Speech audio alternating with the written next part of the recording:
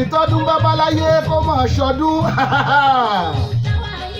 kẹrẹkẹrẹkẹrẹ àmú January 2018 jẹ́ àmú February 2018 jẹ́ àmú March 2018 jẹ́ April wá bẹ́ẹ̀ wọ́n mú àwọn ìmọ̀ May tẹ̀lé aṣá ọlọ́gọ apárí ẹ̀ July wọlé àbí June ni June wọlé amọ́ náà yẹn amúlò tm àfínísì ẹ̀ ngbò yá July náà lóun máa tẹ̀lé wọ́n ti tàwánu ó tẹ̀lé atúwìn ní ẹ̀ August tàbí ọbíọ́bíọ́ amújẹ September tẹ̀lé amórí rẹ̀ jẹ́ October yẹn náà tẹ̀lé amúbalẹ̀ ngbò yá November ní what can it be who can fà what can fà òun náà wọlé adáhùn náà dọ̀bálẹ̀ afúlẹ́gbàndì December wá bó bẹ̀rẹ̀ ó lóun lò lórí oṣù bóun ò tiẹ̀ nígbà àmọ́ òun náà jẹ́ o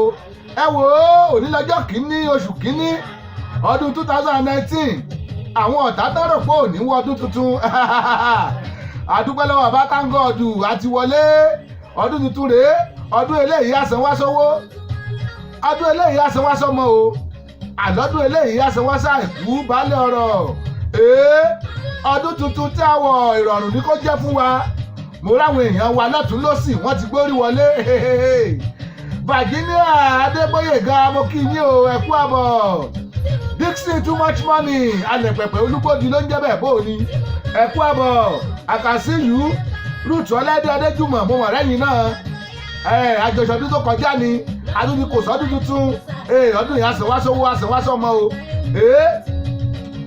Mariam Johnson mo rí yín Abiola Charles òyìnbó olórin bó ni ọ̀sán fébù praise mo kí yín o ẹ kú àbọ̀ Kadiatu Corona kàsíyù Kadiatu Corona mo kí yín Ọlárẹ̀wájú Ọlágbèmí mo kí yín Felix Famuyide mo kí yín o bàbá wa Fẹ́mi Ọ̀ṣọ́bùkọ́lá alága ẹgbẹ́ ọmọ òbòkun Ìjẹ̀ṣà mo kí yín o bó ni ẹ kú ọdún tuntun bó olùléṣà àbí ti padà sí Amẹ́ríkà ikú àbọ̀ ikú ilé o my brother ẹ kú àbọ̀ tí n bá mú mi aṣọ́rò bọ̀ omi aṣọ́rò àtúnyán àtúnṣu ọdún eléyìí ó máa kà mọ̀mọ̀ mo kí gbogbo yín o ṣọwọ́yà àkọ́kọ́ rèé lọ́dún 2019 ṣọwọ́yà àkọ́kọ́ rèé nínú ọ̀sẹ̀ yìí nínú ọ̀sẹ̀ kọ́ nínú oṣù yìí ṣọwọ́yà àkọ́kọ́ rèé o mo kí gbogbo yín gbogbo ẹ̀yin tí a jọ pójú ṣe last year àlejò pójú ṣe báyìí ẹ wo lónìí ọpẹ́ la máa fò ní dú a máa dúpẹ́ lọ́wọ́ bàbá tángọ́ọ̀dù ní Ọlábọ̀dé Ezekiel mọ́lẹ́yìn náà ẹ kú àbọ̀ Tósìn Adéọlá bó o ní ẹ mọ̀ kú àbọ̀ mọ́mì ńkọ́ àwọn ọmọ ńkọ́ bó o ní baálé rẹ̀ náà ńkọ́ ẹ kú àbọ̀ Samuel Agolo I can see you God bless you Sulaimon Adébáyọ̀ gbogbo yín mo kí o mo ní lónìí gbogbo yín tẹ́ ẹ bá wọlé lórí ètò ẹ̀yin a máa kí yín ẹ láǹfààní láti kí àwọn ẹbí yín láti kí àwọn ará láti kí ojúlùmọ̀ kẹ́ kí gbogbo wọn kẹ́ kí wọn happy new year Ọlálékan Aláyùbá òyìnbó olórin ọmọ wọn ní Ṣàgámù ẹ kú àbọ̀ tó bá di January 12 ọjọ́ méjìlá òní ẹ pàdé Ọlálékan Aláyùbá àti òṣèré orí ìtàgé ni Òkúnnù Wálé Akóredé ẹ wò ó àìṣètò kan fún wọn níbọ̀ tí wọ́n ń bí ẹ tí ò bá síbẹ̀ kò sí bẹ̀ ìbẹ̀rẹ̀ ọdún tuntun nu ó máa ṣá prápra àpè ètò yẹn ní a night with Òkúnnù Wálé Akóredé ẹjẹ́ pàdé mbẹ̀ Wálé Ọlálékan Aláyùbá olóma kàlùsù wà nìdí lọ́jọ́ yẹn Amos Olúwọlé Ọmọ́túndé JP mo kí yín o wọ́n ní happy new year Gabriel sí oyè gbogbo yín mo kí o ẹ wo ọdún tuntun lélẹ́yìí ẹ bẹ̀rẹ̀ sí pè wá sórí ètò Ṣọ́wọ́jà la wà láti Dayọ̀ Agboola rédíò TV àyè wà ẹ pè wá lórí ètò kẹ́ kí àwọn èèyàn yín ẹ kí wọn kú ewu ọdún ibikíbi tó wà káàkiri àgbáláyé wọ́n máa gbọ́ yín wọ́n ti ẹ̀jẹ̀ abalẹ̀ tán tí pè rí wọlé ẹ̀jẹ̀ agbọ́ ẹ mọ̀ káàsán o. Ṣàlàáfíà lẹ́wà o. Akú ọdún akúyèdú o ẹ̀mí àṣọpọ̀ ẹ̀ ọdún ayọ̀ ló máa jẹ́ fún wa o. ẹ dákun kí lorúkọ ẹ tó bá wàá sọ̀rọ̀ o. Orúkọ tèmi ni Ọláìdé ọmọdé sùn. Ẹ mà kú àbọ̀ o. Orí ètò bẹ́ẹ̀ ṣe wọ̀ náà mo ní lónìí ìkíni ni ẹ máa bá kí àwọn èèyàn yín káàkiri àgbáláyé ibikíbi tó bá wà ẹ máa kí wọn àyè wà free airtime ni ẹ máa kí wọn lọ ó yá. Lákọ̀ọ́kọ́ a kí iléeṣẹ́ Dayọ̀ Agbọ́lá rédíò TV. Màmá Sọ́wọ́dé àmọ́ kí yín o. Ẹ ṣeun o yóò dáa fún yín o. Ẹ ṣeun adúpẹ́. Ẹ ṣeun. Ọpọlọ yín náà ò ní dọ́gba. Àmín lórúkọ Jésù. Ẹ ṣeun. Àmín àmín àmín lórúkọ Jésù. Àmín o ẹ ṣeun.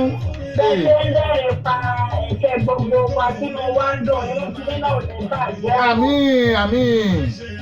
Ibi gíga lẹ máa lọ. Àmín àmín àmín àmín.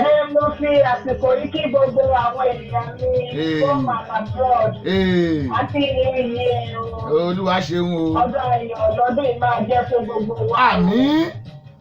Lórúkọ Jésù àtúnjọ máa rí December 2019. Àmín o àmín. Àwọn 2020 náà.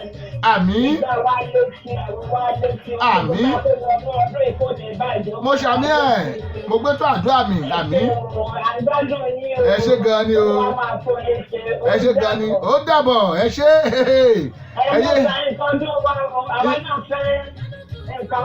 Nǹkan ọdún yín a máa fi ránṣẹ́ ẹ má wọ́rì a máa fi ránṣẹ́ tí nǹkan ọdún bá ti rẹ́dì á pè yín pé kẹ́ ẹ wá gbà á. Ẹ ṣeun adúpẹ́. Ẹ ṣé. Amen. Sulaiman Adébáyọ̀ Adégbénró mo rí yín o ẹ kú àbọ̀ sórí ètò. Gabriel sí oyè mo kí yín. Tèmítọ́pẹ́ àyànfẹ́ Jésù mo kẹ́yìn náà ẹ kú àbọ̀ sórí ètò. Adéwálé Ọlọ́lá ọ̀rẹ́ mi kan láti UK bóò ni mo kí yín o ẹ kú àbọ̀. Ẹ wò ó mo ní ẹ ní àǹfààní láti pè wá sórí ètò lónìí ẹ pè wá kẹ́ ẹ kí àwọn èèyàn yín ẹ kí àwọn èèyàn yín níbikíbi tí ẹ ta apá sí ibikíbi tí ẹ ta ibò sí ẹ pè wọlé ẹ kí àwọn èèyàn wa ọdún tó tá wà yìí ọdún ayọ̀ ló máa jẹ́ fún wa o gbóhùn sókè olórin. Ogun àkàntì lọ́dún yìí mi ò fẹ́. Ogun àkàntì lọ́dún tuntun mi ò fẹ́. Ó dájú bíyà sísan gbèsè mi ò fẹ́. Má jẹ́ rógùn foníkù fọ́nlá dìde. Kàtà ọ̀fọ̀ kọ́ má bọ̀ sínú ọ̀nà mi. Àtijọ́ àti mú má fi síbi tó ṣòro ọlọ́run. Àtijọ́ àti mú má fi sáyé tó há. Má jẹ́ náà kọ̀ọ̀kan kó tó ṣe mí sí. Kàtà ọ̀fọ̀ kọ́ má bọ̀ sínú ọ̀nà mi. Ẹni tá burú má tọ̀ tí ó kàn mí. Lọ́dún tuntun má jẹ́ ká burú ó yàtọ̀ gbogbo wa. Ọdún tuntun táwa ní Olúwa mi. Ayé Olúwa mi. Sáyé ọmọdé. Ohun ìdí àjà àti ọlọ́run mi. Àmì ayé ẹ̀fọ́ àmì àdó ìsàn mi. Ọdún tuntun jẹ́ kí n gbé ìgbà ọpẹ́. Orin tuntun tó kalẹ̀ tó kalẹ̀. Akéwì fi ìrọ̀rùn lọ gbé sí ayé mi. Àìmọye ọ̀nà lọ́sàn-án fún wọlé ìkan. Lọ́dún tuntun tá a wà yìí ó jọ́dún ayọ̀ fún wa tí a bá gbé gbà kan kó di mẹ́wàá tí a bá ṣoríire kan kó di mẹ́wàá ohunkóhun tí a bá dáwọ́lé kó yọrí sí rere ọ̀nàkọnà tá a bá rìn ó máa jọ́nà ire kámọ̀rógun kú kámọ̀rógun àìsàn kámọ̀rógun alákòóbá kọ́dún yìí ó jọ́dún ayọ̀ fún wa. Etomi Fabian Innocent, I can see you. Etomi Fabian Innocent, welcome to the show. This is Sowónyá from Dayọ̀ Agbọ́lá Radio TV. Ètò Sowónyá àkọ́kọ́ rèé o lọ́dún tuntun. Bàbá wa Adébísí Adébáyọ̀, bàbá wa àgbà ó dalẹ́ o. Ẹ pẹ̀lẹ́ sà, ṣàlàáfíà lẹ́wà. Àwọn àbúrò mi ń kọ́ ẹ kú ọdún. Mo ní ẹ lè pè sórí ètò ibikíbi tẹ́ ẹ bá wà káàkiri àgbáláyé. Tẹ́ ẹ bá sí l'Amẹ́ríkà ẹ fi +1 sí. Tó bá jẹ́ Amẹ́ríkà lẹ́wà ẹ pè 443-410-2427 kẹ́ ẹ kí àwọn èèyàn wa tó wà káàkiri àgbáláyé kẹ́ ẹ kí wọn níbikíbi tẹ́ ẹ ta pásí tẹ́ ẹ ta gbòǹgbò sí. Àyè wà lórí ètò lónìí ohun tá a máa ṣe tú àlọ́ nínú ká dúpẹ́ lọ́wọ́ olúwa ká kí àwọn èèyàn wa ọdún tuntun yìí kó tù wá lára káramọ́ni wá.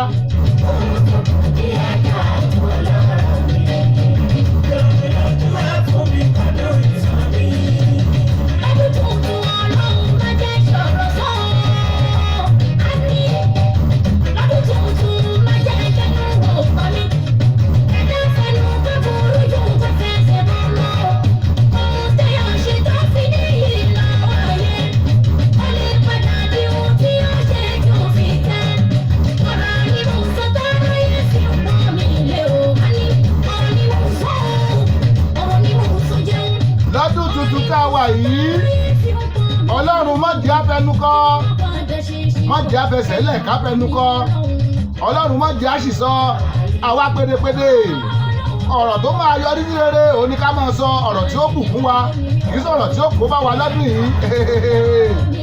ọlábọ̀dé Quadri bàbá David mo kí yín o ẹ kú àbọ̀ mọ́mí wa ń kọ́ mọ́mí wa Olúkẹ́mi ẹ bá kí gbogbo wọn mo ní àyè wà fún yín ẹ lè pè wọlé sórí ètò kẹ́ ẹ kí àwọn èèyàn yín kẹ́ ẹ dúpẹ́ lọ́wọ́ wọn fún oore táyé fún yín lọ́dún tó kọjá kẹ́ ẹ tiẹ̀ tún dúpẹ́ lọ́wọ́ Ọlọ́run ẹ pè wá lórí 443-410-2427 Bímbọ́ Àjíbówó ló ń gẹ́ mórí yín o bàbá wa Adébísí Adébáyọ̀ wọ́n ní happy new year to you and family sir ẹ ṣeun yóò bá ń dá fún yín bàbá Dinobu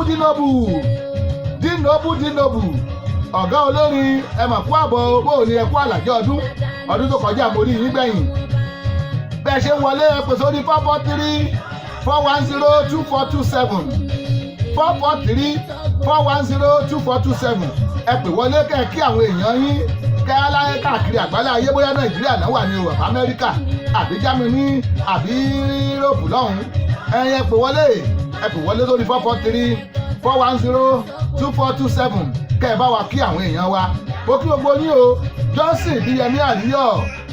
Johnson Bíyẹmí Àríyọ̀ Spooky bó o ní ẹ mọ̀ kú àbọ̀ lórí ètò ọdún tó kọjá la ríra gbẹ̀yìn ọdún tó kọjá la jọ sọ̀rọ̀ gbẹ̀yìn ọdún tuntun la mú yìí o ọdún ayọ̀ ló máa jẹ́ àníkẹ́ ẹ pè kẹ́ káwọn èèyàn yín bẹ́ẹ̀ mi ṣe ń kí yín lórí ètò báyìí ẹ̀yin náà ẹ pè kẹ́ kí àwọn èèyàn yín níbikíbi tẹ́ ẹ ta kókó dé tẹ́ ẹ ta gbogbo dé ẹ kí wọn sórí ètò 443-410-2427 ẹ ṣé.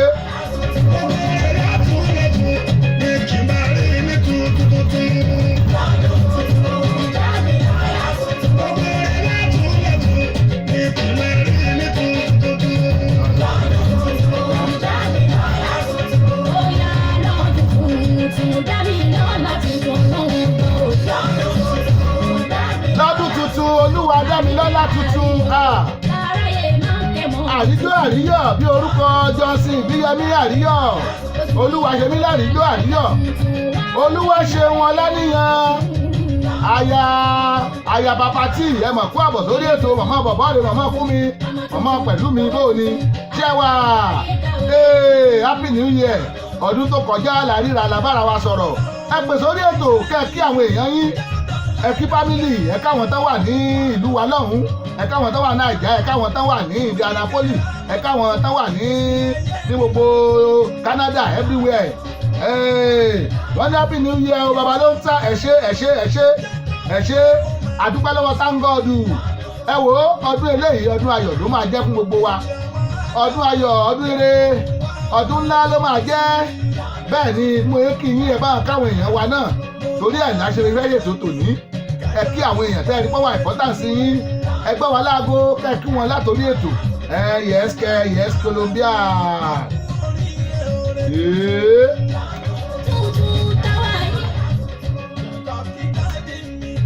ẹ̀yin a lè sọ pé torí pọ́dún wa ń ta ká mọ́ dọ́dọ̀ àwọn onígbọ̀wọ́ ètò wa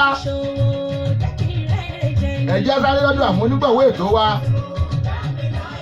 ayo ọdún tuntun la wà ohun tuntun náà là ń ṣe àrà tuntun là ń ṣe àwọn ìkéde wa lóríṣiríṣi ọ̀nà ni kódà iléeṣẹ́ tẹlifíṣàn wa gan máa change ẹ máa lè máa wò wá 24 hours lọ́dún tuntun yìí 24 hours tó wà máa ṣá lọ prápra tó wà máa ṣá lọ própró tó wà máa ṣá lọ gèrègèrè ó dà ètò Sọ́wọ́nyá tó ti dóde ẹ̀ má tẹ ọ́ kó àpátápá àrà àgbàlagbà ètò tí gbogbo ayé fẹ́ gbọ́. Sọ́wọ́nyá ètò Sọ́wọ́nyá ti dóde o. Sọ́wọ́nyá ti dóde o. Ẹ wá ń kọ fìdílé tàbí kẹ̀kẹ́ fìdílé kọ̀ǹkọ̀ǹkọ̀ǹkọ̀ǹ. Sọ́wọ́nyá ti dé. Torí tòní àtúndùn ó dàgbọ́n fún akọ́sí. Sọ́wọ́nyá ti dé. Bẹ́ẹ̀ni o, ẹkú lélà kára lé ẹ̀rìn wá ní tìrọ̀nà. Ètò àgbọ́dúnú tó mọ́wọ́ iṣẹ́ yàtẹ̀ tí ń retí. Sọ́wọ́nyá. Ló máa bá fẹ́ sọ̀rọ̀ níkànnì yìí. Dayọ̀ Agboola rédíò TV láti ọjọ́ ajé Monday títí di ọjọ́ ẹtì Friday. Agogo kan ọ̀sán ni nílùú Amẹ́ríkà, méjì alẹ́ ni ní Nàìjíríà. Agogo mẹ́fà ìrọ̀lẹ́ ni ní United Kingdom. Béèyàn bá mí ìṣètò Sọ́wọ́nyá lọ́jọ́ kan bí ẹni fi ìbò ọ̀sọ̀ ògiri gbígbẹ ni. Sọ́wọ́nyá pẹ̀lú Sami Dayọ̀ Agboola ní Dayọ̀ Agboola rédíò TV. Ẹ ò gbọ́dọ̀ mí ìṣe ẹ̀. Ẹ wá ń kọ fìdílé tàbí kẹ̀kẹ́ fìdílé Sọ́wọ́nyá ti dé. Torí tòní àtúndùn ó dàgbọ́n fún akọ́sí. Sọ́wọ́nyá ti dé. Dayọ̀ Agboola ní bàbá o, ní bàbá o, ní bàbá o. Rédíò TV gbogbo ayé, gbogbo ayé, gbogbo ayé. Dayọ̀ Agboola ní bàbá o, ní bàbá o, ní bàbá o. Rédíò TV gbogbo ayé, gbogbo ayé, gbogbo ayé. Wọ́n ń bọ̀ lẹ́dùn ìyàwó, bẹ́ẹ̀ ni mo sọ. Kò sírú ẹni lẹ́yìn o. Dayọ̀ Agboola. Rédíò TV. Kò sẹ́gbẹ́ ẹni lẹ́yìn o. Dayọ̀ Agboola. Rédíò TV. Baltimore, Maryland, USA, America. Rédíò TV. Dayọ̀ Agboola. Gbogbo ayé ló ń gbọ́. For sound and quality production, Baba Lonta Studio is the best. For sound and quality production, Baba Lonta Studio is the best. Baba Lonta Production, the ultimate in audio visual.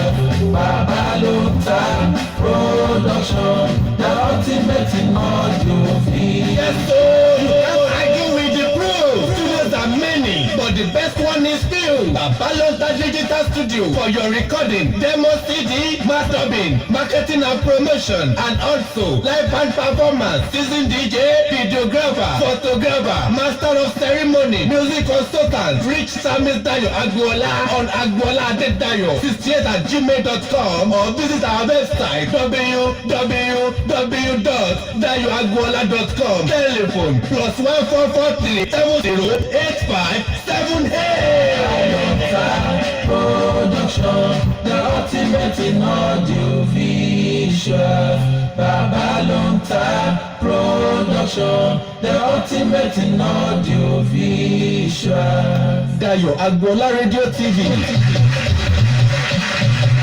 You can join us on Facebook at these pages: Baba Lonta, Dayọ̀ Agboola Radio TV, Sami Dayọ̀ Agboola, Dayọ̀ Agboola Media Diamond, and also you can download our radio app on Google Play Store. Subscribe, watch, and like our TV channel on YouTube. Just type Dayọ̀ Agboola and you are ready to roll. Baba Lonta Digital Studio, Baltimore, Maryland, America. Telephone +1443 7608578. Dayọ̀ Agboola Radio TV, the ultimate in audio visual.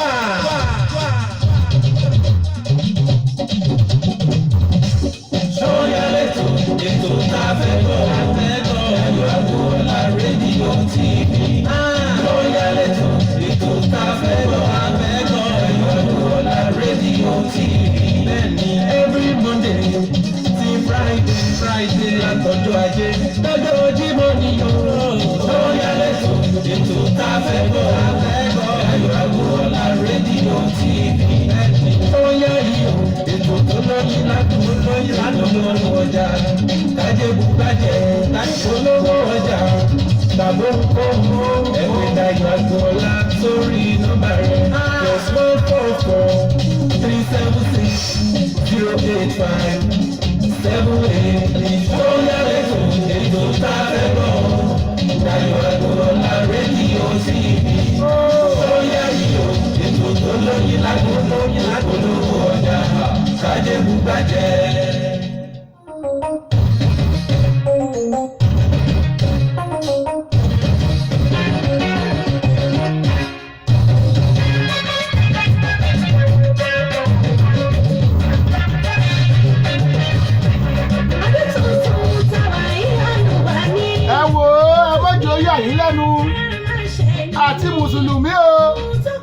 tó nígbàgbọ́ àti Hare Krishna àtẹlẹ́sìn àbáláyé àti Hindu àti Júù gbogbo wa jọ ń ṣọdún tuntun ni. Bàbá wa Professor Edward Sanoke ọmọ wọn ní Badagry mo kí yín o bàbá àti àánú àwọn bàbá àti àánú àwọn alátìlẹ́yìn wa nu bàbá tó ju bàbá àwọn bàbá tó ń ṣàdúrà fún bàbá mo kí yín o bádì wa Tóyìn Ògúnlẹ́yẹ mo kí yín ẹ kú àbọ̀ sórí ètò Sarah Sheikh mo lẹ́yìn náà o ẹ kú àbọ̀ ọdún tuntun la wà yìí ọdún ayọ̀ ló máa jẹ́ fún wa mo lẹ́ẹ̀lẹ́ pé wọlé sórí 443-410-2427 kẹ́ẹ̀kí àwọn èèyàn yín níbikíbi tó bá wà around the world náà ti ń gbọ́ wa káàkiri náà ti ń gbọ́ wa ẹ kí àwọn èèyàn yín o ẹ pè wọ́n sórí ètò 443-410-2427 ẹ kí wọn kú ọdún ẹ kí wọn kú ewu ọdún ẹ kí wọn kú àlàjẹ ọdún kẹ́ ẹ gbàdúrà fún wọn yẹ́ẹ́.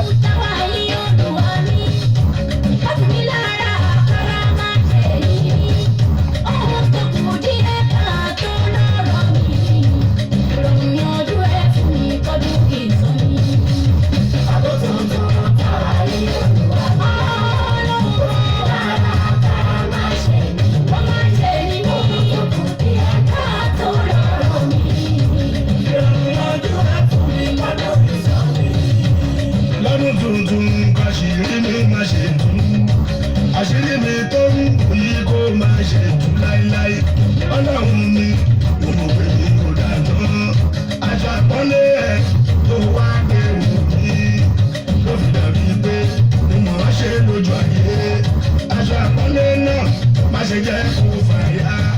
Abímbọ́lá Kọ́lájọ mo kí yín o ẹ kú àbọ̀.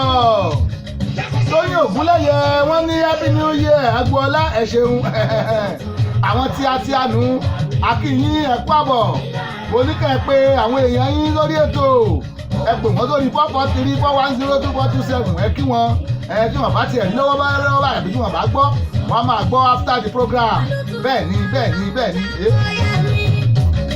Olúṣẹ́gun Adéayẹni gómìnà lọ́la bó ni ọba ọ̀kà lọ́la ẹ mọ̀ kú àbọ̀ orí yín o amọ́dún amú 2018 jẹ́ 2019 lábọ́ sí yìí ò bébì ńkọ́ àyàwó ló ń jẹ́ bẹ́ẹ̀ first lady ló ń jẹ́ bẹ́ẹ̀ ò bébì mo ní ká ẹ pé àwọn èèyàn wa ẹ pè wọ́n sórí ètò lórí 443-410-2427 ẹ kí wọn kú ọdún tuntun ẹ kí wọn kú àlàjẹ́ ọdún Ọlásùnkànmí Aríyìíbí àwò bàbá ló ń ta mórí yín Ọlásùnkànmí Aríyìíbí mánéjà abèjẹ́jẹ́ nìyẹn mórí yín Ọlásùnkànmí Aríyìíbí àwò màkà spicy ẹ̀kú àbọ̀ Ọlásùnkànmí Aríyìíbí àwò apasino ẹ̀kú àbọ̀ Ọlásùnkànmí Aríyìíbí àwò skilla FC bó o ní I can see you last year láti ríra gbẹ̀yìn ọdún tuntun ọdún ayọ̀ rèé o ọdún ayọ̀ it is ọdún of ayọ̀ yes Olúṣẹ́gun Adéayẹni wọ́n ní happy new year ẹ jẹ́ kí Sunny Adé kọ́ bá gbóhùn sókè ẹ gbọ́ kí náà wí ó dà let's go.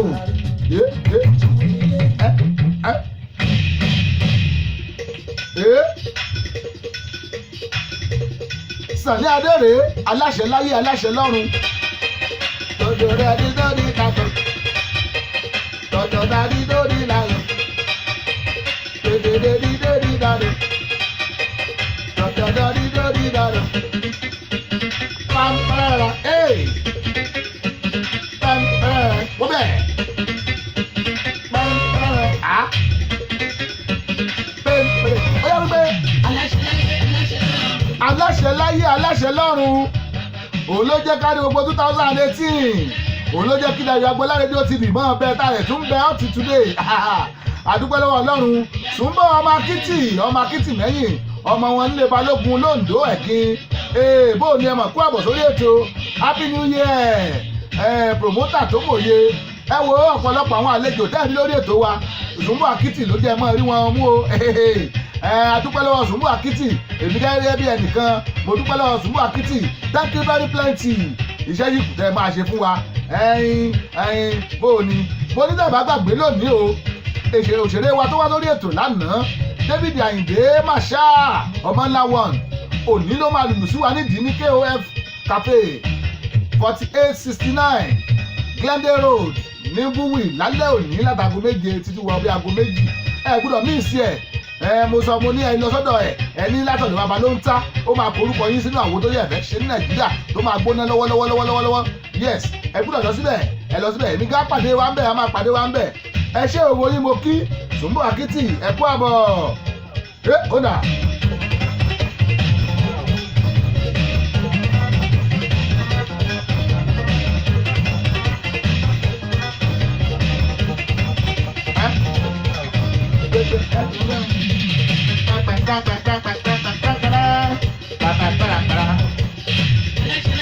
aláṣẹ láyé aláṣẹ lọ́run bàbá òkú ṣẹ́ ìdẹ́sẹ̀. bàbá kú ṣẹ́ ìyanu tó ṣe láyé mi lọ́jọ́ mi lọ́dún wọ́n ti pẹ́ òré àná wọ́n ti pẹ́ òré òní òré rẹ̀ ti kí ẹ̀yìn gbẹ́kẹ̀lé mi ìyókù yẹ wọ́n ti ṣe nílẹ̀ pẹ̀lú mi tó máa ṣe.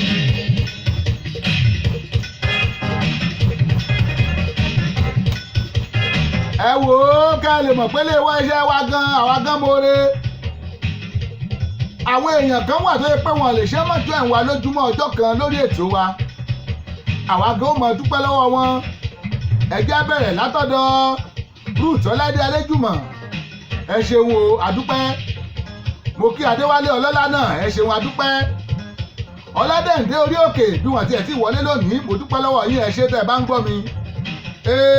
Sùnbọ̀ Akítì ọmọ wọn nílé Balógun mo dúpẹ́ ẹ ṣé dínóbù mo lẹ́yìn náà o ẹ ṣé àdúpẹ́ Olúṣẹ́gun Adéayẹni mo dúpẹ́ lọ́wọ́ yín ẹ ṣé mọ́mí wa Olúwatóyìn Àdìsá wọn àti ìwọlé náà mo kí yín ẹ ṣé Dixie too much money àdúpẹ́ lọ́wọ́ yín o ẹ ṣeun Innocent Apuaka mo dúpẹ́ ẹ ṣeun Tómi Fabian mo kí ẹ̀yin náà oṣù ọlálẹ́ mo kí yín ẹ̀rọ ọ̀pọ̀lọpọ̀ ní mo lè mọ̀ rántí ó kọ yín ṣùgbọ́n mo rántí àwọn èèyàn tó yẹ pé lójoojúmọ́ wọn ń wọlé bàbá tiwa Abraham Akin Àlùkò ẹ ṣé àdúpẹ́ mélòó mo tún rántí náà fún ọ̀kọ́lẹ̀ o mo ń kó jáde látòrí mi bàbá tiwa Edward Sani òkè àdúpẹ́ lọ́wọ́ yín bàbá tiwa Professor Dr. Isaac Olúfẹ́mi Ayẹni dádì ikú àbọ̀ ìyọ̀nra àbá àwọn dádì wa nìyẹn látòsí Èkìtì God bless you sir àgbáyé ọ̀dàlẹ́ o bàbá wa ẹ ṣeun happy new year láti Dayọ̀ Agboola rédíò TV Dayọ̀ Agboola rédíò TV tẹ́ bá ń gbọ́ wa ṣọwọ́ yálẹ̀ tó ń lọ lọ́wọ́lọ́wọ́ special one lélẹ́yìí o new year special àdúpẹ́ lọ́wọ́ àwọn èèyàn wa tó yẹ pé wọ́n ti bá wa dá sétò àdìdúpẹ́ àdẹ́pẹ́ ẹ̀yẹ èèyàn náà tẹ́ wà nílé ẹ pè sórí 443-410-2427 kẹ́ ẹ kí àwọn èèyàn yín ẹ kí ìyàwó yín ẹ kọ́ ọmọ yín ẹ kọ́ ọkọ yín ẹ kọ́ ọ̀rẹ́ yín ẹ kọ́ àwọn alábàáṣiṣẹ́pọ̀ yín ẹ kọ́ àwọn neighbor yín neighbor mi tó bá ń gbọ́ mi o ó ràn náà ń jẹ táǹgbà mọ́lẹ̀ ṣọ́ọ̀ṣì mọ́tò bá lòun sítáàtì ọpẹ́lọpẹ́ rẹ̀ olóbá mi sítáàtì rẹ̀ mo kí ọ neighbor mi tó bá ń gbọ́ mi tó bá wà àwọn èèyàn tó ń pè kí ẹ tún rántí o ó kọjá àbíkí áfù ẹjẹ́ àmọ́ lọ náà ló má ti ń lọ màá tún rántí àwọn èèyàn tó tún kù.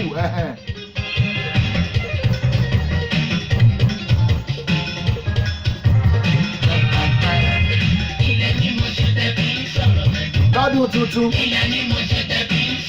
ní 2019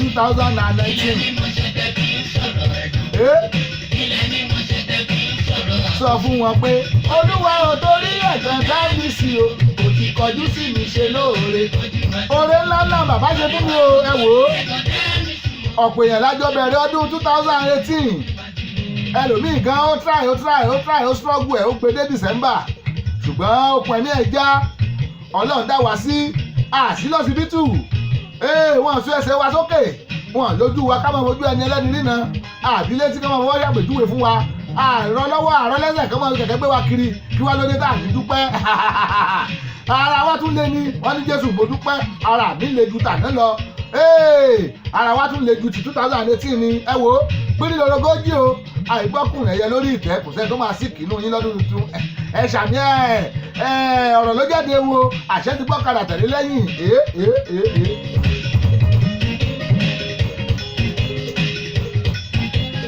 Ilẹ̀ ni mo ṣe tẹ́bí ń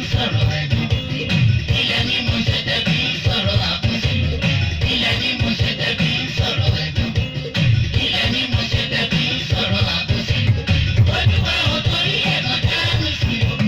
kọjú sí mi ṣe lóore kójú bá ti mí.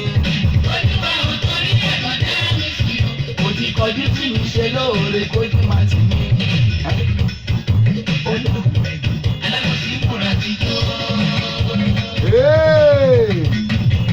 King Sunny Adé ọba orin tẹ́ ẹ bá wo ayé bàbá yìí ládìbò tí wà ní kéré ló ti ń kọrin ó dẹ̀ rèénì lọ ó dẹ̀ sì rèénì up till now.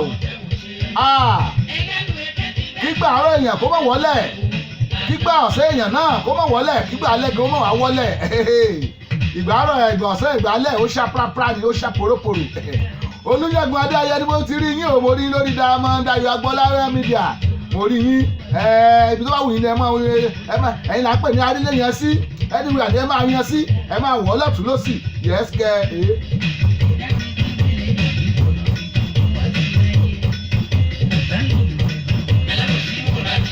Lọ́dún tá a wà yìí ọdún 2018 mo ní iléeṣẹ́ rédíò wa ó ti pé ọdún mẹ́ta ṣùgbọ́n ní 2018 la gbé jáde gan ó ti ń ṣiṣẹ́ lábẹ́ láti ilẹ̀ wá but ní 2018 la gbé jáde yẹn máàcì a ṣe ayẹyẹ ọdún kan tó bá di máàcì lágbára Ọlọ́run. Alẹ́gẹ́sẹ̀ Rifat mo rí yín o ẹ kú àbọ̀ sórí ètò Ṣọ́wọ́nyá tòní rèé ọjọ́ kìíní oṣù kìíní ọdún 2019 ọdún tó kọjá mo rí yín gbẹ̀yìn ẹ pẹ̀lẹ́ bò oníṣẹ́ wà mo ní àyè wà ẹ pè wọlé sórí ètò kẹ́ ẹ kí àwọn èèyàn yín níbikíbi lágbàáyé ẹ kí wọn àwọn tó wà Nàìjíríà ni àwọn tó wà London ni àwọn tó wà Germany ni àwọn tó wà South Africa ni ẹ pè wọlé lórí 443-410-2427 ẹ pè wọlé kẹ́ ẹ kí wọn kú àlàjẹ́ ọdún bí mo yẹ kí yín ẹ kú àlàjẹ́ ọdún wọ́n ní ẹ kú ọdún ẹ kú ìyèdún á ṣe ọ̀pọ̀ rẹ̀ láyé àmì o Alẹ́gẹ́sẹ̀ Rifat mo láǹfààní wà ẹ pè sórí ètò kẹ́ ẹ kí àwọn èèyàn yín káàkiri àgbáláyé kẹ́ ẹ kí wọn kú tọdún yẹ.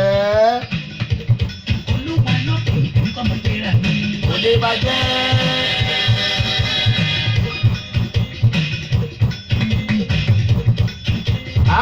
Tóbi Akápò mo rí yín o ọmọ bàbá Akápò bó o níṣẹ́ wà ẹ kú àbọ̀ sórí ètò Ṣọ́wọ́nyá rèé láti Dáyọ̀ Agbọ́lá rédíò TV ẹ̀yin tó bá yẹ pé ẹ̀ tí download radio application wa ẹ lọ tààràtàrà ẹ lọ download ẹ̀ ó wà lórí Google Play Store mo ní àwa ihèrà tí ò bá ti lẹ́yìn inú ohun tẹ́ ẹ bá ti gbọ́ lọ́dọ̀ wa ń bí clear ni ẹgbọ́n sáàlì ẹ bóyá ń clear ẹ̀rí fídíò náà bóyá ń clear torí pé kò sẹ́yẹ tó máa dorí kodò bí àdán o àfi tẹ́jẹ̀ ó bá tẹnu ẹ̀ jáde torí pé àgbà lẹ́tù ọmọdé làwọ́ àwọn àwípé àwa làgbà adìyẹ funfun làgbà adìyẹ àwa làgbà torí pé ìjàkadì kọ́ adúra wa lọ ẹnìkan pè wọlé o ń bọ̀ ẹ mọ̀ káàsán ń bẹ̀ ń wo. Ẹ káàsán o. Happy New Year o. Ètò Ṣọ́wọ́nyá rèé o ẹ wọlé lórí ètò Ṣọ́wọ́nyá ẹ̀ ṣìnà ẹ dákun kí ló kọ tí yóò ẹ ṣeun kí ló kọ yín ẹ dákun. Ìyáàfin Adégẹsẹ̀ Rifat. Ẹ káàbọ̀ o ẹ ṣeun. Èmi ni mo jẹ̀ ní o. Ṣé ẹ̀sìrẹ́bù yín gbà ṣé ẹ̀rẹ́bù yín gbà. Olúwa ṣeun pẹ̀sì ẹ̀rẹ́bù yín gbà tí ìpẹ́ pè pé bàbá ló ń tàkùrọ̀ fún wa ó lówó fún wa lẹ́bùn kò fún wa o ẹ rí gbà Olúwa ṣeun. Ẹ ṣe bẹ́ẹ̀ ṣe wọlé yìí ẹ ṣe bẹ́ẹ̀ ṣe wọlé yìí ẹ bá kí àwọn èèyàn yín ẹ ṣe ẹ bá kí àwọn èèyàn yín káàkiri àgbálẹ̀ ayé kẹ́ kí wọn kú ọdún tuntun o ẹ bá kí wọn. gbogbo àwọn èèyàn mi láti ṣe ìgbọ́wọ́pọ̀ ọdún wọ́n sì lè gbé o. wọ́n tí wọ́n tó ṣàpọ̀dún láyé o. Àmì o mo bá wọn ṣàmì ẹ̀. Àmọ́ kí àwọn ọ̀rẹ́ mi tó wà ní Nàìjíríà lọ́pọ̀ ọdún wọ́n sì lè dúró wọ́n ṣàpọ̀dún láyé o. Àmì. Ilé-iṣẹ́ yóò ní gbóná o. Àmì o ẹ ṣeun o. Ẹ ṣeun mọ́mí wa àdúpẹ́ a tún máa gba àwọn ẹ̀bùn míì síta a máa ju àwọn ìbéèrè kan síta bóyá lónìí àbí lọ́la tó ju ọmọ ọdún Kérésìmesì. A máa jù síta tó yẹ pé ẹ máa wá gbẹ̀bùn yín táwọn èèyàn gan rí pé gbẹ̀bùn yẹn lóòótọ́ ẹ ṣeun wa yóò dáa fún ẹ ṣe mọ́mí wa God bless you ma ẹ ṣeun. Adémi ni láti UK ìyàwó ọ̀rẹ́ mi Adéwálé Ọlọ́lá mo rí yín o ẹ kú àbọ̀ sórí ètò ṣàlàáfíà lẹ́wà Ọmọ́tọ́lá Ọmọlọ́lá olówó ṣàgbà o mo rẹ́yìn náà o ẹ kú àbọ̀ wọ́n ní happy new year sir ọdún ayọ̀ ni o mo sọ bẹ́ẹ̀ ọdún ayọ̀ ni year of enjoyment year of enjoyment ní ọdún ayọ̀ ni ẹgbẹ́ òní náà ń bọ̀. Aládé olóró ọdún nínú olórí, ìṣọ̀lá ọ̀pọ̀ ti tẹ̀lé onílù. KSA dákun máa wò wá lóde, ó dára dé ńlá, ó wẹ̀ ẹ̀rù wọ́yẹ, ó wọ́ bàtà ìlẹ̀kẹ̀, ó di kábíyèsí láàfin mọ́. Ẹni bẹ́ẹ̀ tó yẹ mí rẹ̀ àwọn ẹlẹ́dọ̀kọ̀, àgbọ̀kọ̀ àtàdá, aṣọ́kò àkọ́bí ní ẹlẹ́gbẹ̀rún mẹ́jọ, ẹgbẹ́ ìṣòkò nìyàn.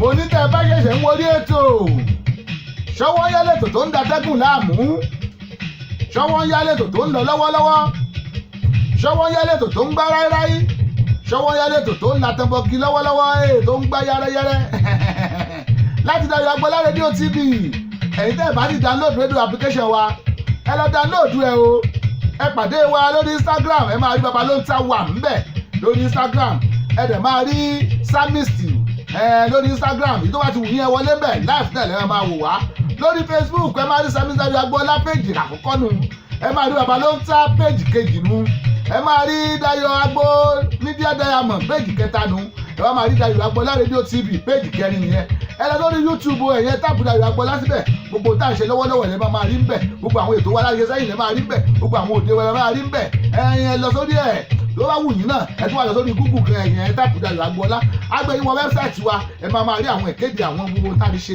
ẹ máa rí ń bẹ̀ gbogbo yín mo kí o ẹ kú àbọ̀ ẹ kú ọdún àtúrà fún wa.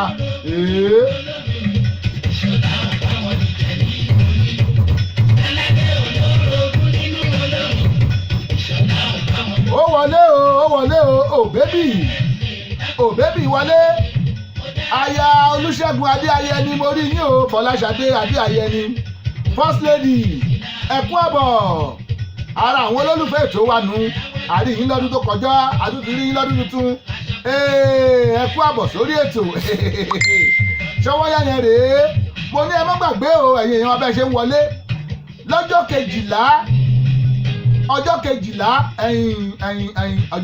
ni ọjọ́ kejìlá oṣù kínní wọn jẹ́ ìṣèkéde tán àwọn kan tún pè wọlé ẹ dákun mò ń bọ̀. hello ẹ káàbọ̀ sórí ètò Ṣọwọ́yá o. Hello, ẹ káàsán happy new year. happy new year o ẹ dákun kí ló kọ ẹ tó sọ̀rọ̀ o. Orúkọ mi ni Adéníkẹ́. ẹ lẹ́ o ẹ kú àbọ̀ láti àlẹ́ wa o. Adúpẹ́ o, a kú ọdún o. ọdún ẹ kú ìyèdún ẹ̀ ní aṣọ́pọ̀ ẹ o. àwọn kọ́ọ̀lù kan wọlé. mo fẹ́ kí olóòtú ètò Ṣọwọ́yá. ẹ ṣé o adúpẹ́ o. Dayọ̀ Agbọ́lá. ẹ ṣé adúpẹ́ àmì o ẹ ṣé. gbogbo àwọn èèyàn mi ní CAC Salvation Center. èèyà. ẹ bá mi kí gbogbo wọn pátápátá ẹ ṣé. fún ọjọ́ ìyọ̀lá máa ṣe o. ẹ ṣé o àmì o. gbogbo àwọn family and friends láti Nàìjíríà. àwọn ti UK. àwọn ti UK. àwọn ti New Jersey. àwọn ti New Jersey. àwọn Mrs. Afọláyan láti New Jersey. Mrs. Afọláyan láti New Jersey. àwọn ti Houston, Texas. àwọn ti Houston, Texas. Mrs. Adébísí. Mrs. Adébísí. Adélé Thomas. òyìnbó olórin. Mrs. àwọn Eloquent School. àwọn Eloquent School. àwọn Eloquent gbogbo wọn ni mo kí o. ó dáa o. àti gbogbo àwọn fámìlì mi gbogbo ní Baltimore. ẹ ṣé o. ẹ ṣé o. àdúpẹ́ ó dàbọ̀. kọ́ọ̀lù kan tún wọlé o ẹ jẹ́ sáré gbé ẹ káàsán o. ẹ káàsán o àgbọ̀ yín dáadáa o. hello. ẹ káàsán o. ṣàlàáfíà lẹ wà o. ẹ dákun kí lorúkọ ẹ tó ń pè wá o ń bolẹ̀ sí ń pè wá wọlé. ọ̀nà mi ẹ̀yin nu ẹ mọ̀ káàsán. ẹ ṣé o láti láti ẹ̀ láti rí yín mọ́ àtúrí yín lọ́dún yìí tún ẹ ṣé o agbóhùn yín olúwa ṣeun. bóòní iṣẹ́ o. ẹ ṣeun ẹ ṣeun ẹ ṣeun ẹ bá. àríṣẹ́ ribiribi tẹ̀ ń ṣe o. Ọlọ́run bàbá wa bì í fún o. àmì o àmì o olúwa rẹ̀ yín náà lọ́wọ́ ẹ ṣeun ṣeun ẹ bá kí àwọn èèyàn yín káàkiri àgbáláyé o níbi tẹ́ ẹ tọpẹ́ sí. àwọn èèyàn mi tó wà ní Amẹ́ríkà. ẹ ṣeun ẹ ṣeun àwọn àtìdí gbogbo. ẹ ṣeun akú ọdún akú ìyèdú. ẹ ṣeun ẹni wá ṣe púpọ̀ láyé. àmín. àwọn tó wà ní Nàìjíríà náà. nípa mi ti sọ láìyá. nípa mi ti sọ láké. Dr. and Mrs. Ajayi. Àti Mọ́mí Gabriel. Àti Mọ́mí Gabriel. Ẹ ṣeun ẹ Mo kí ṣeun. gbogbo wọn o, akú ọdún akú ègbó o. Ẹni wá ṣe púpọ̀ láyé o. Àmín lórúkọ Jésù. Ẹ ṣeun o. Ẹ ṣeun adúpẹ́ lọ́wọ́ yín ọ̀nà mi. Ire ire lámọ̀ bá pàdé lọ́dún tuntun o. Ẹ ṣeun adúpẹ́.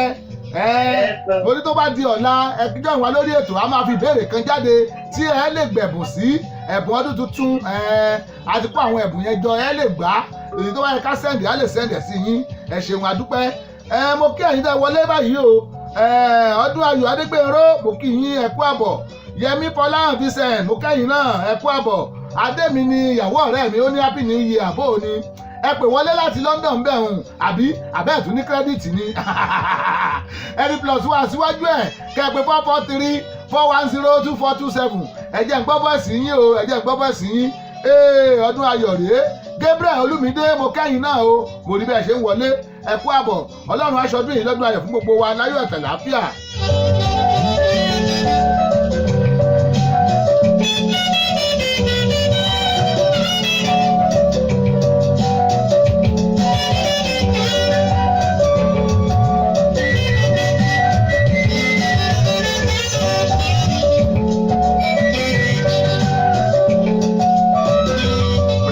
Rebecca rèé mọ́mí wa ìyá wa Rebecca Oyègbàmí ọmọ wọn l'Ógbómọ̀ṣọ́ Ògbómọ̀ṣọ́ Ajílété Ògbómọ̀ṣọ́ Ògbómọdúgun Ògbómọ̀ṣọ́ ọmọ Gbogbojà níbi tó ti ń jẹ kàtà tó máa mú kọyan gan sí ìyá bí mẹ́rin ìyá Vincent ìyá Victor ìyá Vince ìyá kíná tún pè Victoria bẹ́ẹ̀ ni mo kí yín ẹ kú àbọ̀ sórí ètò mo ní àyè wà fẹ́yìn èèyàn láti pè wá sórí ètò lónìí o kẹ́ ẹ kí àwọn aráalé yín níbikíbi tó bá wà káàkiri àgbáláyé ẹ pè wá sórí ètò lórí 443-410-2427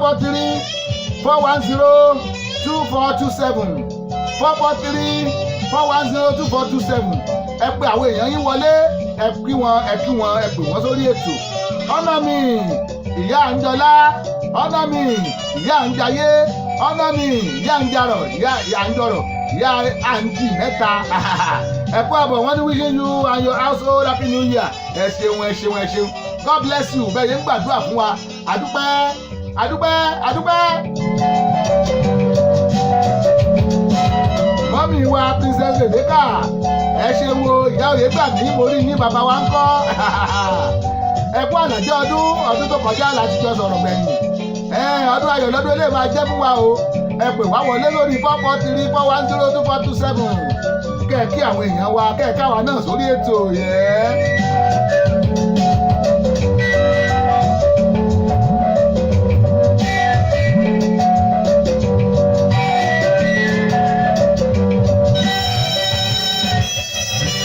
yóò dáa fún ọ wọ lórí ó ń wọ̀ mí ní agboola ara ó ń wọ̀ mí ní Adédayọ̀ ara bẹ́ẹ̀ ló ń wọ̀ mí ní baba ló ń ta ara.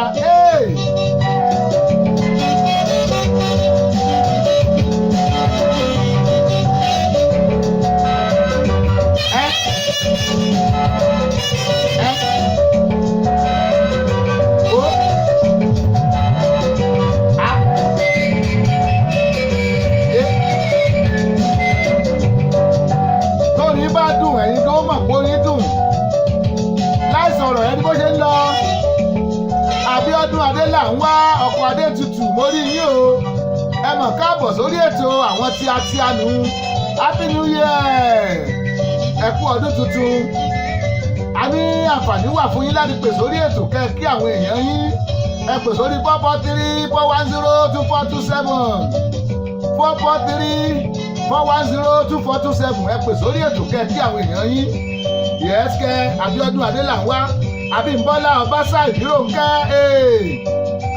Abímbọ́lá Ọbásá Ìbírónkẹ́ mo kẹ́yìn náà o ẹ kú àbọ̀ Ìbírónkẹ́ bò ní iṣẹ́ wa I can see you God bless you Happy New Year Ṣọ́wọ́nyá rèé láti Dayọ̀ Agbọ́lá rédíò TV yẹ́sìkẹ́ orí ètò Ṣọ́wọ́nyá náà la wà láti Dayọ̀ Agbọ́lá rédíò TV.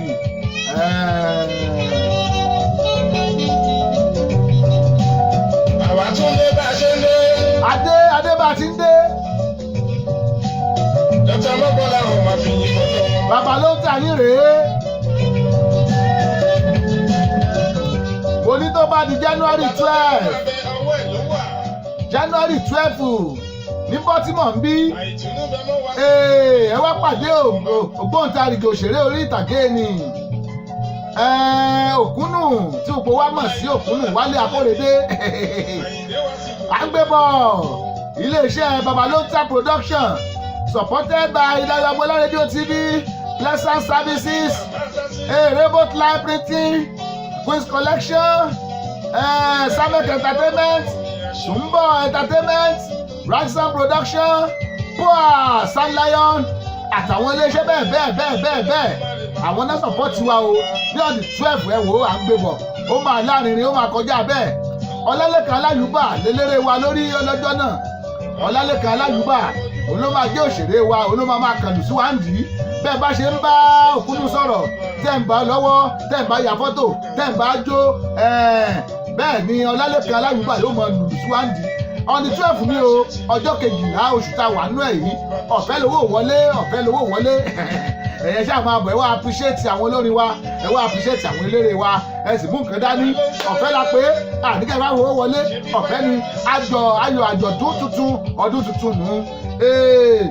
Fúnmilọ́lá Adétúndìmú ọmọ wọn Lúlẹ̀ṣà ọmọ Ọ̀ṣọ́bù Adédèjì Ríṣàwẹ̀ lẹ́gbẹ̀ẹ́ òdì mo kì í délé o sẹ́ndì owó lẹ́jọ́ mo ti ń kì ẹ́ o sẹ́ndì owó rí ẹ lè pè wọlé sórí 443-410-2427 fi +1 sí ẹ̀yin tó bá ń pè outside America ẹ fi +1 sí +1 443-410-2427 ẹ kí àwọn èèyàn yín tó wà ní Iléṣà àwọn èèyàn tó wà lẹ́gbẹ̀ẹ́ Ìdì àwọn èèyàn tó wà ní Ìgbàjọ àwọn èèyàn tó wà ní Èkó àwọn èèyàn tó wà lóṣogbo àwọn èèyàn tó wà ní Gbọ̀ngán àwọn èèyàn tó wà ní Ìbàdàn àwọn èèyàn tó wà ní South Africa àwọn èèyàn tó wà ní Germany ẹ kí wọ́n kú ọdún tuntun.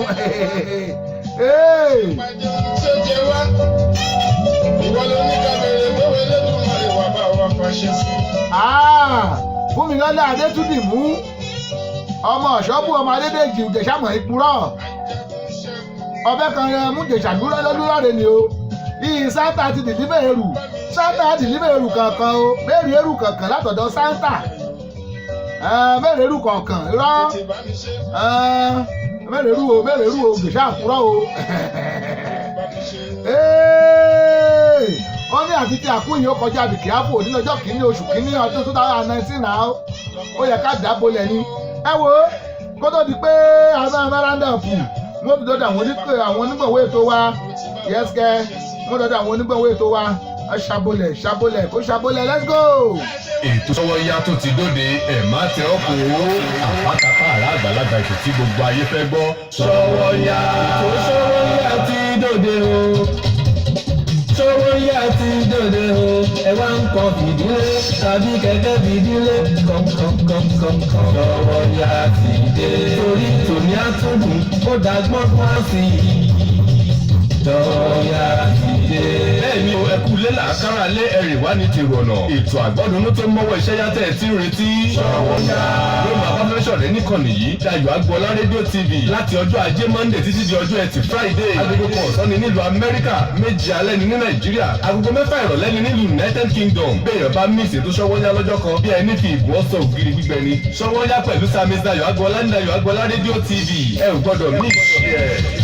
ẹ wá ń kọ fìdílé tàbí kẹ̀kẹ́ fìdílé kọ̀ǹkọ̀ǹkọ̀ǹkọ̀ Ṣọ́wọ́nyá ti dé torí tòní àtúndùn ó dàgbọ́n fún àkọsí Ṣọ́wọ́nyá ti dé. For sound and quality production Babalonta Studio is the best. For sound and quality production Babalonta Studio is the best. Babalonta Production. ultimate in audiovisual. Babalonta Production, the ultimate in audiovisual. Yes, so you can't argue with the proof. Studios are many, but the best one is still Babalonta Digital Studio for your recording, demo CD, mastering, marketing and promotion, and also live band performance, seasoned DJ, videographer, photographer, master of ceremony, music consultant. Reach Samis Dayo Agboola on agboola68@gmail.com or visit our website www.dayoagboola.com. Telephone +1443 760 8578. Production, the ultimate in audiovisual. Babalonta Production, the ultimate in audiovisual. Dayo Agboola Radio TV. You can join us on Facebook at these pages: Babalonta, Dayo Agboola Radio TV, Samis Dayo Agboola, Dayo Agboola Media Diamond, and also you can download our radio app on Google Play Store. Subscribe, watch, and like our TV channel on YouTube. Just type Dayo Agboola and you are ready to roll. Babalonta Digital Studio, Baltimore, Maryland, America. Telephone +1443 760 8578. Dayo Agboola Radio TV, the ultimate in audio visual.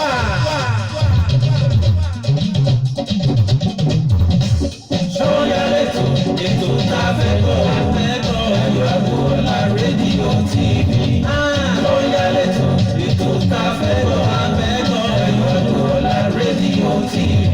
Bẹ́ẹ̀ni every Monday ti Friday látọjọ́ Ajé lọ́jọ́ Jímọ̀ ni yóò. Sọ́yà lẹ́tọ̀ ètò tá a fẹ́ gbọ́ Dayo Agboola rédíò TV.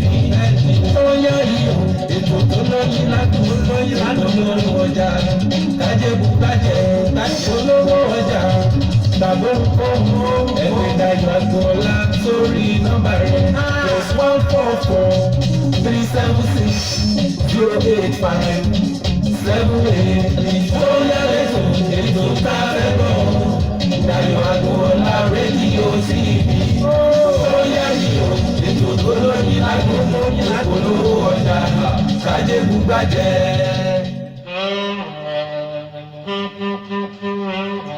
ọ̀rọ̀ mi ti dayọ̀ lọ́dún tuntun lágbájá ọmọ bá mùkọ́mùkọ́ bá ń gbóhùn sókè òjèrè ọba ń dá fún ọ lágbájá ọmọ yìí ò ní pọ̀ mọ́ rèé.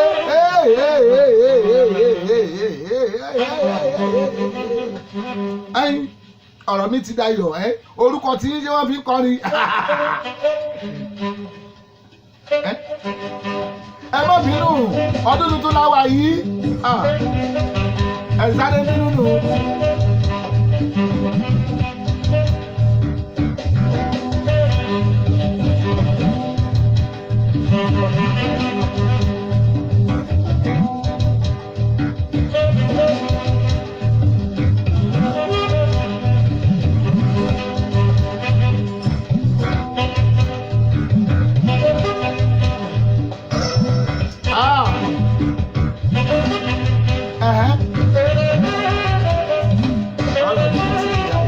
Bàbá mi wá gbàdúrà fún mi, ọ̀rọ̀ mi ti dayọ̀.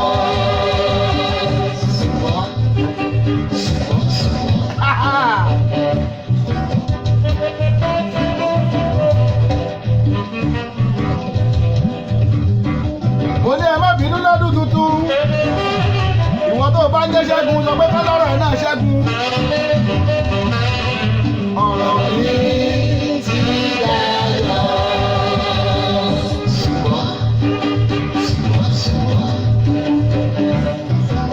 Ìwọ tó bá ń jẹ́ Wálé sọ pé kọ́lọ́rọ̀ ẹ̀ náà ti wálé. Tèrè náà jálákàtó. Tèrè náà jálákàtó. Tèrè náà jálákàtó. Tèrè náà jálákàtó. Lágbájá ó ga.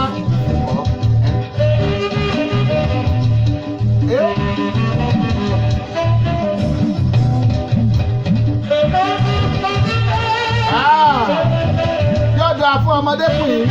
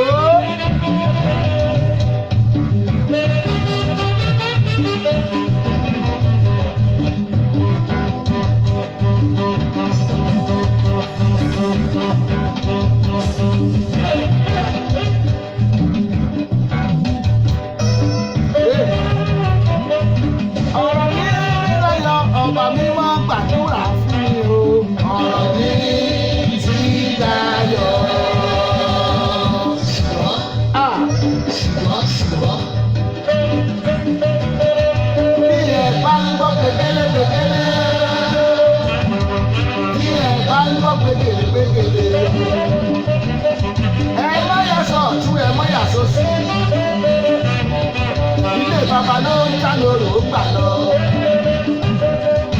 Ogun àdìgún dojú mi jà. Ogun àdìgún dojú mi jà. Ìwọ nìkan ló wá lọ sọ́jà mẹ́fà. Ọ̀rọ̀ wọn ló bá bẹ̀rẹ̀ sọ̀rọ̀. Ó padà sẹ́yìn ló wá ń gbógun lọ. Àní ó padà sẹ́yìn ló wá ń gbógun lọ. Ó padà sẹ́yìn ó wá ń gbógun lọ. Bàbá rẹ̀ ń ké lọ bí ewúrẹ́. Ìyá rẹ̀ ń ké lọ bí ìjálá. Ìwọ náà ń ké lọ bí àparò. Ṣé bó omi rẹ̀ kẹ́lá ń kù síbẹ̀? Omi rẹ̀ kẹ́lá ń kù síbẹ̀. Lẹ́ ń kù síbẹ̀ lẹ́ tún kú rọ̀ mọ́. Óyá o, óyá ká lọ o, óyá o, ẹni ọmọ o, óyá ká lọ o. Óyá o, ẹni ọmọ o, óyá ká lọ o. Óyá o, ẹni ọmọ o, óyá ká lọ o. Mo lọ́dún náà wà yìí ọdún ayọ̀ ni ó kọjá mi kí á bù.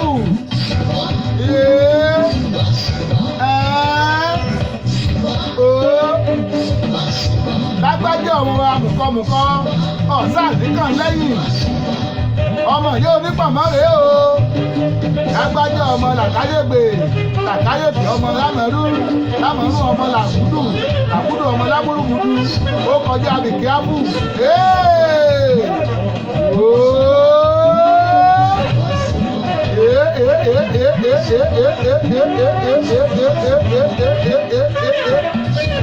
Adébísí Òjó mo rí yín o ẹ kú àbọ̀. Adébísí Òjó ẹ kú àbọ̀. Wo ẹ̀yọ́ rẹ̀ kẹ̀kẹ́ kóró kókó kẹ́rẹ́kẹ́kẹ́. Ó kọjá bẹ́ẹ̀ ó kọjá bẹ́ẹ̀. Ẹ wo a ti tásìkò láti máa palẹ̀ mọ́ mo kí gbogbo yín dá wọlé sórí ètò lónìí. Ètò àkọ́kọ́ lọ́dún tuntun lọ́jọ́ kìíní oṣù kìíní 2018. God win! Àwa escape 2018 God win! Tó bá di February wọ́n máa fẹ́ dìbò ní Nàìjíríà. Nínú àwọn oṣù tẹ́wà yìí ẹ máa ráwọn èèyàn táwọn máa wá sí stúdíò wa tá fẹ́ sọ̀rọ̀ nípa ìdìbò Nàìjíríà. Mo sọ fún yín bẹ́ẹ̀ mi ò ṣẹgbẹ́ kankan o. Akànfẹ́ kó lè dé wa Nàìjíríà kó tòrò kó tùbà kó tùṣẹ kó dáa ká lè ríbi gbé. Ẹ má dẹ̀ gbàgbé pé lọ́jọ́ 12 oṣù kìíní tá wà nú ẹ̀ yìí Wálé Akóredé tá a mọ̀ sí Òkúnnù ó ń bọ̀ a máa ṣe náà fi tòkúnnù fún show ní big show àwọn iléeṣẹ́ lóríṣiríṣi náà jọ ìwà láti ṣe ọ̀fẹ́ ni lọ́jọ́ 12 oṣù kìíní ọdún yìí January 12 látago 6 àti di aago 2 òru Benue 10710 Mariusville Road Radastar MD 21133 ibẹ̀ láti ṣe ẹjẹ́ pàdé o London làbàlùṣe announcement yẹ jígù rẹ̀ máa jáde tó bá di lọ́la lágbára Ọlọ́run ẹ wò God win. And you don't care if you find a God win. So you go pop champagne today, God win. And we go there dance, cause God win. Anything God win. And if you win the election, my brother, God win. Like if you win the contract, my friend, God win. And if you check the countdown, my brother, God win. And if your market's God win.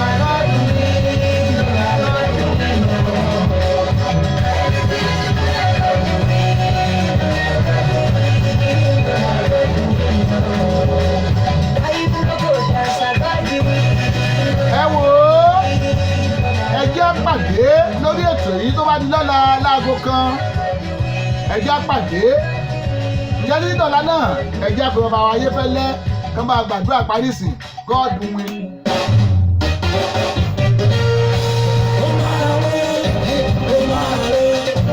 Ó máa ró gẹ́gẹ́dẹ́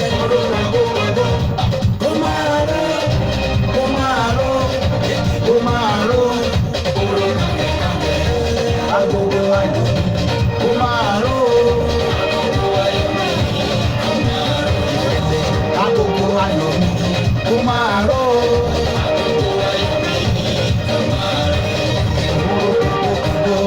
oró kàngẹ́kàngẹ́ oró kàngó oró kàngẹ́kàngẹ́. Níbi gbogbo tí mo bá wà ó máa ró. Lórílẹ̀-èdè Amẹ́ríkà ó máa ró. Títí dé gbogbo Yúróòpù pátá ó máa ró. Àti káàkiri àgbáyé ó máa ró.